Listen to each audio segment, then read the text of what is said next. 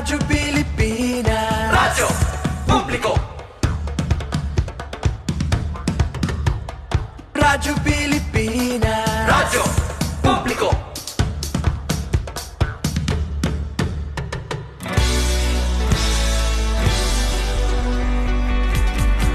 Mahalagang mga balita, napapanahong impormasyon. Kami ang inyong gabay pag may bagyo at sakuna. Serbisyo ng gobyerno kapag may nangangailangan. Mga proyekto ng Pangulo, damang-dama ang pagmamahal niya. Tulay ng mga hinaing, ang problema ng bayan ating lulutasin. Tulay sa himpapawid, tulay ng pagbabago. Radyo Pilipinas, Radyo Publiko. Ng bagong Pilipinas, Radyo Publiko. Radyo Pilipinas, Radyo Publiko. Ng bagong Pilipino. Mga proyekto ng Pangulo, damang-dama ang pagmamahal niya. Radyo Pilipinas, Radyo Publiko. Ang boses ng Pangulo.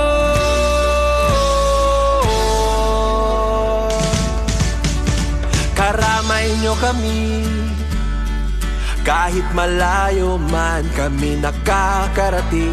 OFW magsasaka, buhay ay iba't iba, san mang lugar ng bansa natin. Tulay ng mga hinaing, ang problema ng bayan ating lulutasin. Tulay sa himpapawid, tulay ng pagbabago. Radyo Pilipinas, Radyo Publiko. Ng bagong Pilipinas, Radyo Publiko. Radyo Pilipinas, Radyo Publiko. Ng bagong Pilipino. Mga proyekto ng Pangulo, damang-dama ang pagmamahal niya.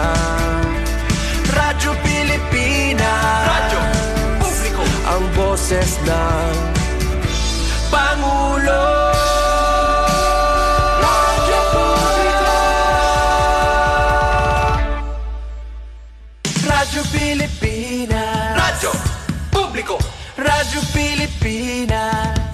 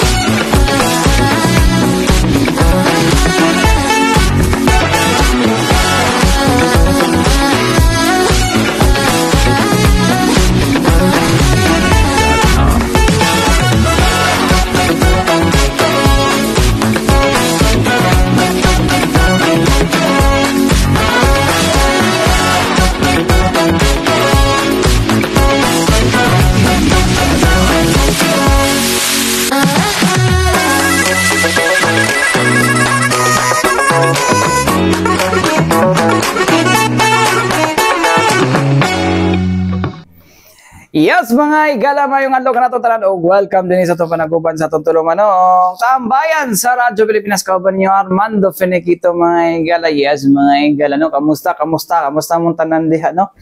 Anyways, mga igala, uy, ano naman ni AI function, uy. Anyways, mga igala, uban-uban kita mga igala, no? Aron hisigutan na og tambayan ng mga nagunang hisigutan na sa itong palibot.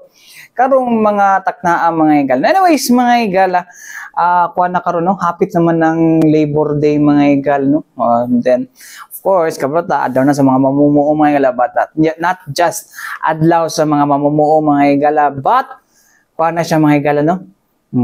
Labor Day is kuha na Jobs Fair Day mga igala sa to Department of Labor and Employment mga igala kun asa na sa 9,188 ka mga bakante nga mga kon mga higala no ka mga trabaho no ang ihanyag mga higala karong May 1 or Mayo 1 mga higala no diha sa SM City Davao Annex mga higala no. So kung asa mga higala kasagaran ani mga higala no is local and overseas mga higala. So sa maong ihap mga higala no ato ang kuno no na dinhi mga higala no base sa gihatag kagahapon sa tuwa sa Department of itong naging gihatag sa Department of Labor and Employment mga higala naa sa tawagan ni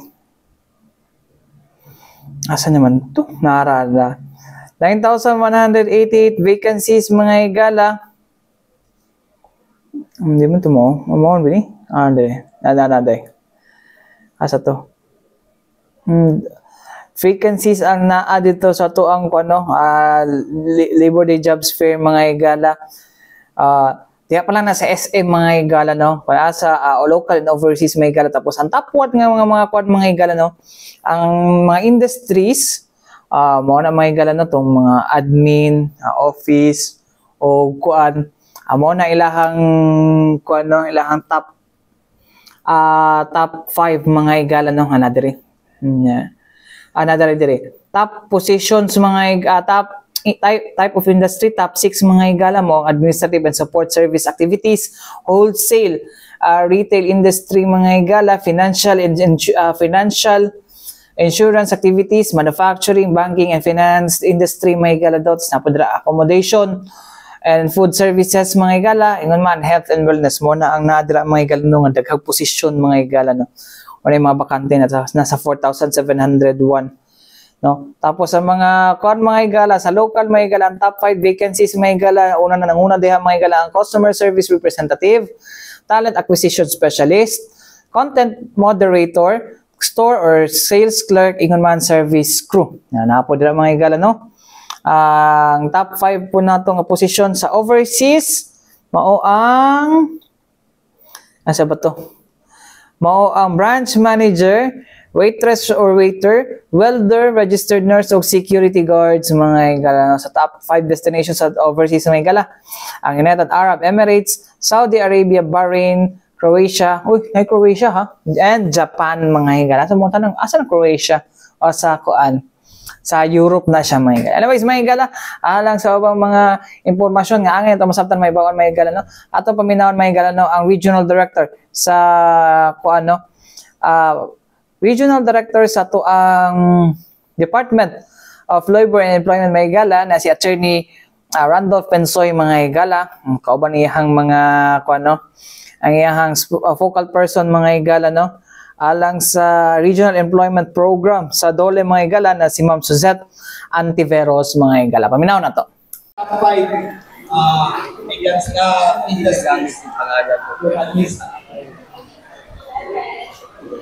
Yung industry administrative and support service activities offering for 3,504 vacancies.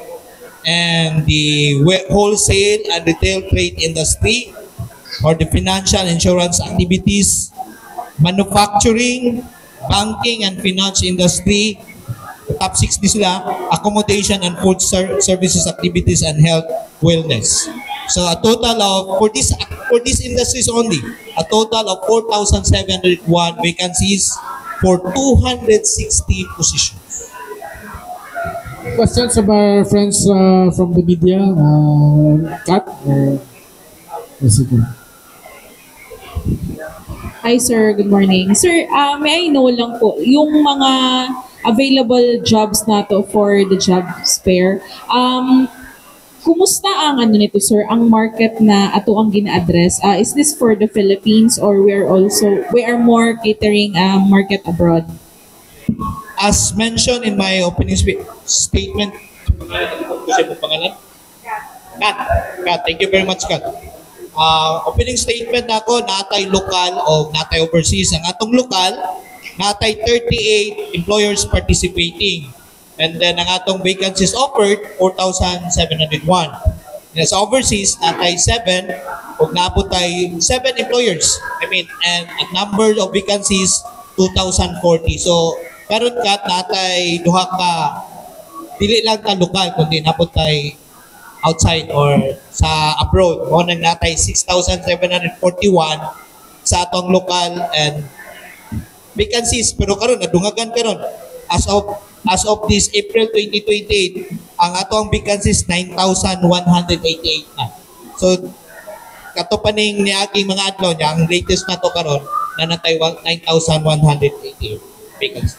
Sir, out of this 9,000 vacancies, how many jobs, sir, ang would cater K-12 graduates? And siguro compared last year's jobs fair on May 1, pila pod ang atuang na-hire? Thank you very much, Scott, for that question. We are challenged also to have that our department could provide. Actually, wala pa na mo ma-address how much or what is the data of catering those who have graduated the K-12. But as our focal, si Suzette of the employment, we will have to address that because it's a good question. Kami nagadepende po may sa submission at the same time sa amuang data which we have to commit for our target sa central office. Wala pa man good gihatag sa mua, but we will have to facilitate that. We will ask the PSA and then coordinate it with some of our partners and also with our partner, the regional focal, to address that question. That is a good question. That is a good question. In connection to that, sir, are we also including in our contracts with with the companies joining the jobs fair to include in its parang requirements ang katong mga K-12 graduates? So far, the application of our partners, we did not give them a mandate, but we encourage them to give also importance of the applicants for our K-12 program and K-12 targets or graduates. We only encourage them at least to facilitate and give also at least a percentage of employment or perhaps to give accommodations. But it's a good question. It's a good question considering that the program, the government considered also that there is a K-12 program and the intention is to land them in a proper job and a decent job. And a good question that our regional focal, without even first the mandate of the central office to accommodate any information, but we will facilitate. Last on K-12, sir. Of course, this is not the first time DOLE will facilitate a jobs fair on May 1. And K-12 has been there ilang years naman na. Can you give us parang hindi naman an update or siguro, a sharing on kung meron ba tayong mga success stories hiring K-12 graduates on our jobs fair, and if meron or wala, what are the challenges we are facing based on our experience on giving jobs fair on May 1? I would give my answer and also ask also my focal to elaborate more. One of the things that we are so proud of with respect to K-12 is the program of government internship program, yung GIP natin. We see to it that those graduates, particularly graduate of the senior high school, to land a particular job, particularly in the government, amo silang i-train so that their intentions to land a proper job in the government could also be facilitated. But not only for the senior high school, senior high school ba yung or K-12, not only in the government but also in the private sectors. But the K-12 of the GIP is particular to the government. However, in some of the programs K-12 to the private, we accommodate and also have a program with the PESO, the Public Employment Service Office, to facilitate and also to communicate and perhaps to have an agreement with our local government units. Kasi yung PESO natin is an institutionalized institution for public employment doon sa mga local governments natin. So sila ang nag-facilitate that this program of K-12 would somehow land a good job in a particular local government. Not only the local government, maybe national approach and also in our versus training, because meron naman yan sila mga certificate of completion and certificate of compliance with particular training. And I can ask also my regional focal if there are any possibility or any information that she could give. Is that? Sir, thank you. On the question, no, if we are offering vacancies or job opportunities for our senior high school graduates, actually we have a lot of vacancies, especially sa service and manufacturing industry. So, daghan kag mga ginapangita nga mga clerks, ginahatag nato na sa mga high school graduates as well as the senior high graduates.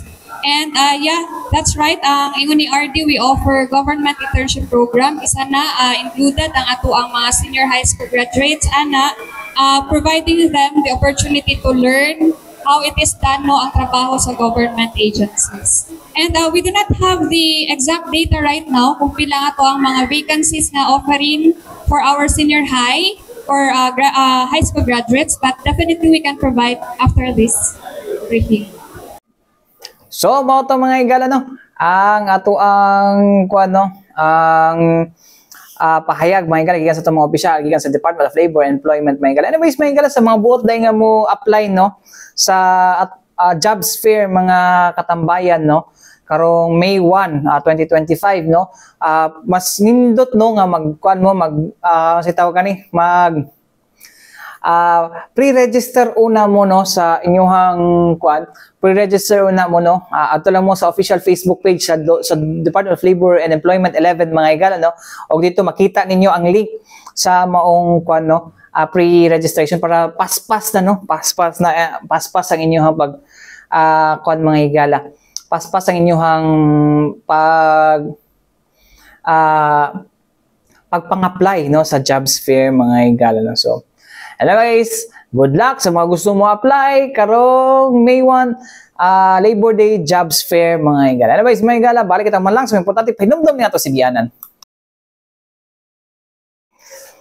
Yes, mga igala, balik kita dito sa itong panaguban sa itong tulumanong tambayan sa Radyo Pilipinas. Kauban ninyo, Armando Feniquito mga igala. Anyways, mga igala, ang kaning ato ang Archdiocese of Davao mga igala, particular mga igala no ilahang movement kaning ginatawag nato nga Parish Pastoral Council for Responsible Voting or PPCRV mga igala no. Tapos ang ilahang grupo din mga igala ginatawag og kaning ACECOM or kining sa Archdiocese of Davao gyapon no. Kaning ginatawag nila nga Archdiocesan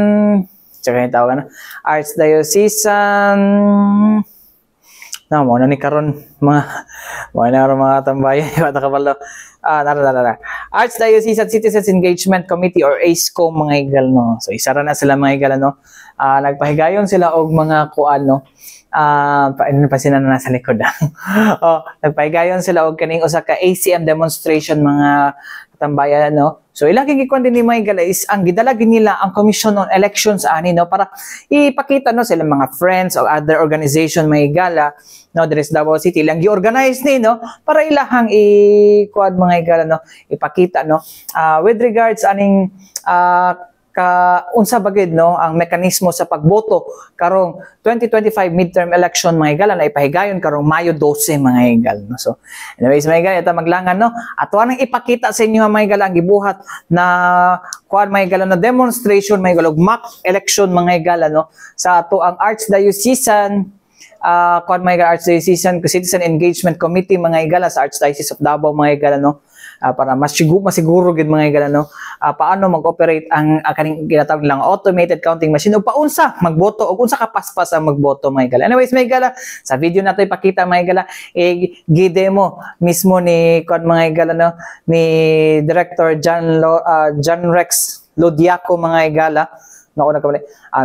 John Rex Lodiaco mga igala ang maong og i-explain po niya mga igala no ang Lodianco di no John Rex Lodianco og explain po ni mga igala no kung paun sa kapaspas o sabay mga kuandara ng ACM no aron nga masiguro nga wala jud mahitabo nga pikas karong umaabot na election. Anyways mga igala, atong paminawon mga igala no og ipakita mga igala ang imong ACM demo mga igala no o asa nani explanation gikan kang COMELEC mga igala Education and Information Department Director Sir John Rex Lodianco mga igala. Paminaw na to.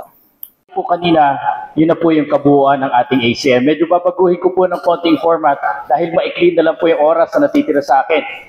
Hihilingin ko po siguro kay Sir Mac, kay Sir Bob, yung isang makina dali natin sa gilid para po yung ibang gustong sumubok ay pwede na po nating masimulan. Habang yung isang makina po na nandito, magkasama po, magpapaboto na rin po ako dito. Sir Mac, dito na tayo. Tapos yung isa po doon sa kabila. Alam ko po, dahil karamihan po sa inyo ay stakeholders, councils at watchers, ulitin ko, lahat po ng nasabi ni Chairman Garcia, yun na po yung kabuuan ng features ng ating makina. May dadagdag na lang po ako. Siguro, simulan natin sa procurement. Paano nga ba nabuo po? Pwede na po tayong magpasimula magpaboto. Para po yung iba dahil kulang po sa oras, kakainin po namin ng konti yung break time ninyo, pero working break na lang para lang po masubukan ninyo. Procurement. Ano po ang pagkakaiba sa procurement ng ACM dun sa mga nauna? Dati po kasi, nagseset ng minimum technical specifications ang COMELEC at ang iba't ibang vendor sa buong mundo, tinitignan po nila yung produkto nila papasaba doon sa specifications ng COMELEC. At doon po sila sumasali. Ano po ang bago ngayon? February 2023, nagsagawa po ang COMELEC ng isang National Election Summit kung saan inimbitahan po namin lahat ng automated election vendors sa buong mundo. Dinala po namin doon sa Sofitel. Pinakita po nila ang kanilang hardware at kanilang software. Ano po ang ginawa ng COMELEC? Nagkaroon po kami ng forum. Inaral namin ang magagandang features ng bawat isa. Katuwang ang PPCRB, katuwang ang NAMPREL, katuwang ang Philippine Computer Society, at iba't ibang IT professional groups. So anong kinalabasan ng National Election Summit? Ito na po. Dahil lahat ng magagandang features na nakita namin, binalangkas po namin sa isang technical specifications. Ang resulta, wala po ni isang vendor na kanilang commercial off-the-shelf ang papasa. Ang ginawa po natin, ito ang gusto namin, habulin nyo ang gusto ng COMELEC. I-design ninyo ang makina nyo based sa tried and tested systems, pero sundin nyo yung specs ng COMELEC. At yun na nga po yung naganap. Siguro dahil dito po, nagsisimula na po silang bumoto. May bumoto na po ba? Pwede na po bumoto dito ha, simulan na po natin. Yung nabanggit kanina, napakabilis po. Dito po sa kabila, Sir Mac, pwede na rin tayo dito sa kabila para dalawang makina na yung gumagana. Dito po, nandito po si Sir Mac, magpapaboto po dito sa kabila. Tanggalin ko na po yung privacy screen ha, para madali nyo makita. Yan.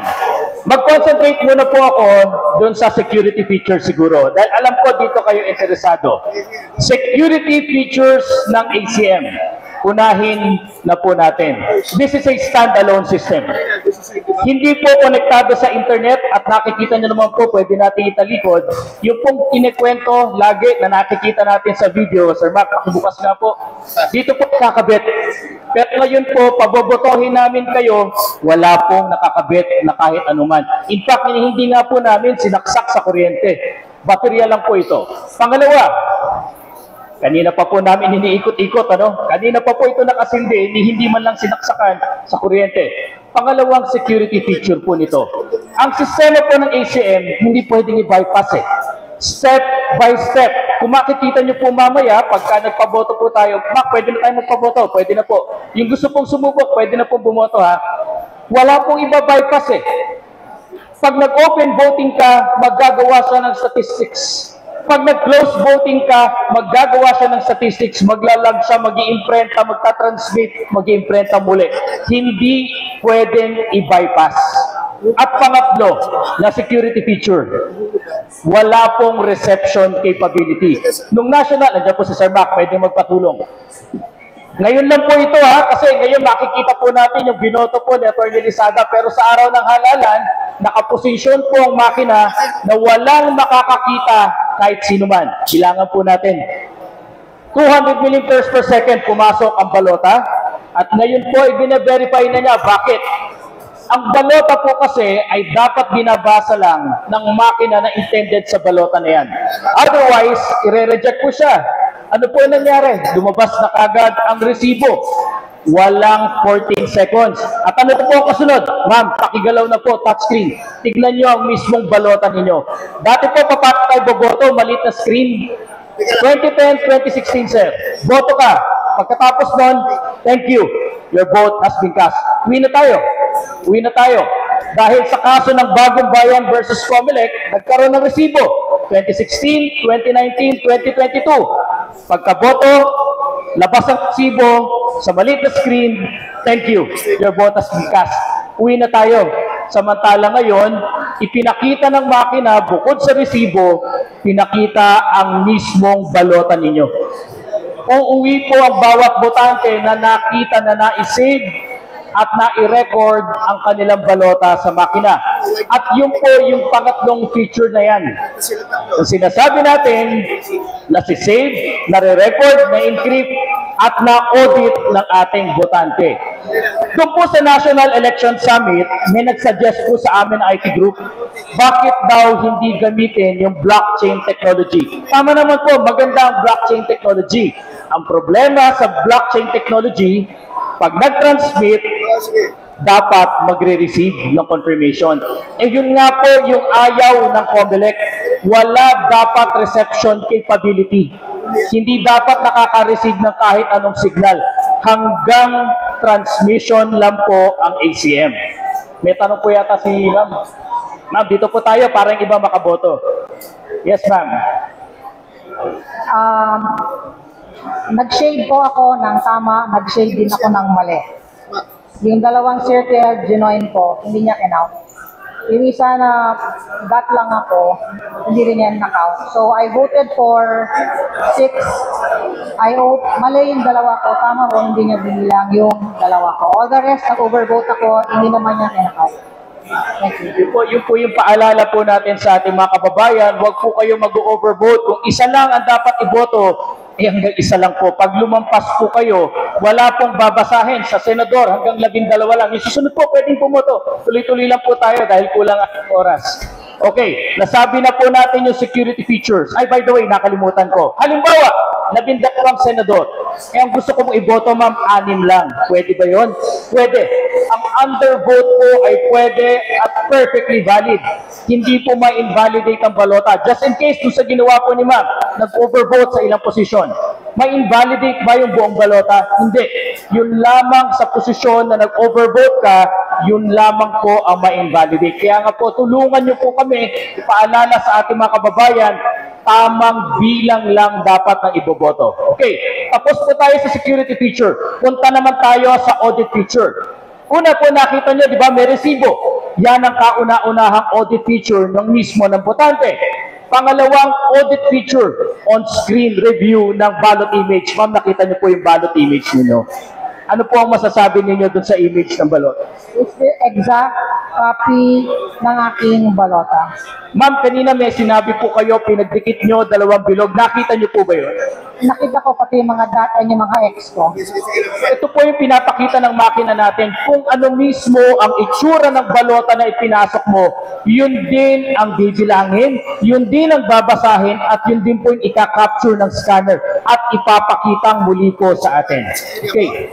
Pangkatlong audit feature. Mamaya po pag natapos tayong bumoto, meron pong ballot review. Ito po yung sinasabi ni Chairman na pagkatapos lahat ng balota ay ipapakita niya. Okay, punta naman tayo sa audit standards. Ano ang mga sinunod ng COMELEC na audit standards? Una sa lahat, dumaan po ito sa ating local source code review. 2.5 buwan kasama ang PTCRB, kasama ang NAMFEL, Philippine Computer Society, DOST, DICT, ay hinimay-himay po nila ang source codes. Kaya nga po nakakalungkot, meron po nagsisirculate na video, sinasabi niya, may malware yan, may backdoor yan, kaya kong i-manipulate ang source code. Ang nakakalungkot po doon, hindi nga po niya nakita ang source codes. Samantalang yung mga kasamahan po ninyo sa PPCRB, NAMFREL, araw-araw sa Ayala Circuit nagtiyaga. May mga hanap buhay, may mga pamilya, ngunit nagtiyaga po sila himay-himayin ang bawat linya na source codes. Ano ang resulta po ng paghihimay? Wala pong nakita na malware, backdoor, at kung ano-ano pa. Tinanong din po namin sila, mama-manipulate ba yan? E paano man manipulate? Stand-alone nga, wala ngang reception, hindi pa nakakabit sa internet. At kahit ikabit mo siya sa internet, eh wala ngang reception capability. Isa po yon sa binantayan ng ating local source code reviewer. Ikalawa, na audit standard na sinunod po ng COMELEC. Meron po hash values. Puntahan niyo po ang COMELEC website. Puntahan niyo po. Meron po kayo makikita doon na hash values. Para saan yun? Kung natatandaan niyo po, meron kaming isinagawa na final trusted build. Na pagkatapos ng final trusted build, yung source codes, piniposito pa sa Bangko Sentral ng Pilipinas. Kada gawa po ng final trusted build, may ma-generate na hash values. At yung hash values na yun dapat ang parehong hash values na makikita natin dito. At na-publish po ng COMELEC yan. Nasa website. Kaya po pwedeng ma-check ng watchers at ng botante. Teka lang, tignan ko. Pareho ba? Nasa website, tignan ko nga pareho. Kasi pare-pareho po yan, yung nakadeposito doon sa Bangko Sentral. Yun po ang purpose nun. Ikatlong, audit standard na sinunod ng COMELEC. International end-to-end certification. Idinaan po natin ito sa certifier, Pro BNB ng Alabama, USA. Sila po ang nag-certify. Gumagana ba? May malware? May vulnerabilities? Mape-penetrate ba? Meron bang backdoor? Wala pong na-report sa amin na ganun. At alam nyo po yung nilang pag-certify. Masusi po itong ginawa in front of everybody. Ni-live stream po natin. At alam naman po natin, yung kumpanya na yan na nabubuhay sa pag-certify ng sistema, hindi itataya ang reputasyon nila. Dahil pag nakipaglokohan sila dito sa atin, wala nang magtitiwala sa kanila sa buong mundo. Tapos na ang kanilang negosyo. So yan po ang mga features ng ating sistema. Mamaya po, pagkatapos po siguro natin makaboto, maaari po siguro hingi ako ng pahintulot sa inyo. In 2 minutes, ito pong side ng makina na to ay tatapusin ko po yung botohan. Doon po sa kabila, pwede natin ituloy. Bakit? Para maipakita ko po sa inyo paano na-generate yung ER, yung statistical report, at yung sinasabi ni Chairman Garcia na tsaka pa lang magta-transmit pagkatapos mag-imprenta ng ER. Ganun po so bigyan ko po ng Sir Mac, mga 2 minuto pa, tapos yung ibang botante po natin lipat sa kabila. Pwede po doon. May nagtanong din po sa amin, touchscreen naman pala. Bakit hindi pa natin idiretso na touchscreen na lang? May maganda pong sagot yan. Una sa lahat, pagkatapos ng 2022 elections, nag-survey po ang Pulse Asia at ang SWS. Ang unang tanong, gusto ba ng Pilipino manatili tayo sa automated elections? 92% ng respondents ay sumagot ng gusto namin ng automated elections. And out of the 92% na sumagot, 97% po ang nagsabi na gusto namin may sinishadan na balota. Bakit? Dahil gusto namin may pruweba kami at gusto namin sanay na kami sa pagboto. Kaya po pinanatili ng COMELEC ang ganitong sistema. At ngayon po, in-enhance pa natin, hindi tayo tumigil doon Ang gusto po natin, uuwi ang bawat botante, nakita ko ang balota ko. So, mga higala, ang gibuhat nga ACM demonstration, mga higala, I think, I hope, klaro na, klaro na sa ato ang mga kababayan, mga higala, nga wala lagi na nakakabit lagi or wala during voting, mga higala, sa internet, actually, malicious lang gina siya, mga higala, daghang nagapakatag na fake news. And, yun yung mabantayan, mga katambayan, medyo, kwadmi din sa Radyo Pilipinas, mga higala, medyo ginabalik-balik na mo ang kuan sa COMELEC, mga higala. It's because, gusto na mo nga maklaro ang tanan, lahi may sources, lahi may kuan, event nagyatuan, pero isa lang ang tumong ani, para maklaro, mga higala, sa to ang mga voters, nga walay, nga transparent ang paghimuon nga pinili ay, o ato ang hatol ng bayan 2025, mga higala. I hope klaro sa tuwan tanan. Anyways, mga higala, padayon natin ng hisgutan, mga higala, especially on the preparation sa ato ang COMELEC, mga higala, o ang explanation ni COMELEC Chairman Attorney George Erwin Garcia, mga higala, para klaro ang tanan, klaro ang tanan. Anyways, mga higala, mga tayo kong oras ang halang sa Tibok Pwersa sa DXRP Radyo Pilipinas, Radyo Publiko Davao, mga higala, ko yung Kaban Armando Feniquito. Alang sa tambahan sa Radyo Pilipinas, hanggang sunod na usab, daghang salamat, og mayong adlaw kanatong tanan mo, sunod na ang balita ang pambansa.